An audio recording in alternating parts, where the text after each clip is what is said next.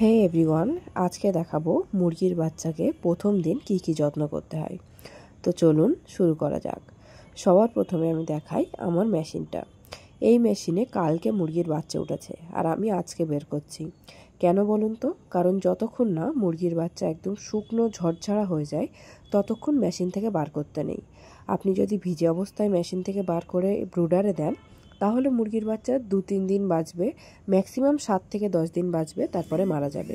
সেই জন্য সবসময় ট্রাই করবেন না, এটা করতেই হবে যে এরা একদম শুকনো, একদম তুলোর বল মতন যতক্ষণ না হবে ততক্ষণ মেশিন থেকে বের করবেন না।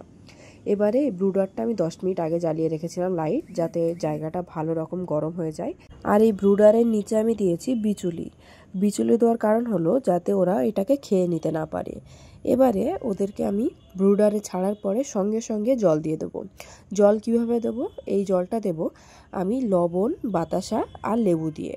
আপনাদের কাছে যদি বাতাসা না থাকে তাহলে চিনি ব্যবহার করতে পারবেন, সেম জিনিস। আমাদের বাতাসা থাকে বলে আমি বাতাসাটাই ব্যবহার করি। আর এই জলটা দেওয়ার কারণ হলো যে ওরা ওই যে এত কষ্ট করে ডিম থেকে বের হলো, তারপরে 24 ঘন্টা মতন মেশিনের মধ্যে ছিল, যাতে এই জলটা খেয়ে ওদের মধ্যে একটু এনার্জি আসে।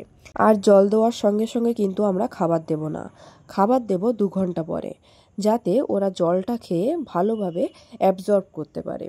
এবারে 2 ঘন্টা পরে আমি ওদেরকে খাবার দিয়ে দিলাম। এটা আমার কাছে যে খাবার ছিল সেই খাবারটাই মিক্সচারে গুঁড়ো করে দিয়েছি। আর দেখুন, এই ট্রিকটা আপনারাও ব্যবহার করতে পারেন। খাবারের উপরে জাস্ট এরকম ঠোকর দিলে, মানে আঙুল দিয়ে ঠোকর দিলে ওরাও চলে আসবে। আপনারা দেখবেন যখন মা মুরগি বাচ্চাদেরকে খাওয়ার জন্য ডাকে তখন ওই সেমভাবেই ডাকে। এই জলটা সারাদিন চলবে, রাত্রেবেলা গিয়ে পাল্টিয়ে দিতে হবে। আর খাবারটা দিনে 3-4 বার এইভাবে দিতেই হবে। এই সামান্য জিনিস করলে কিন্তু প্রথম দিনে বাচ্চা সম্পূর্ণ কেয়ার হয়ে যাবে।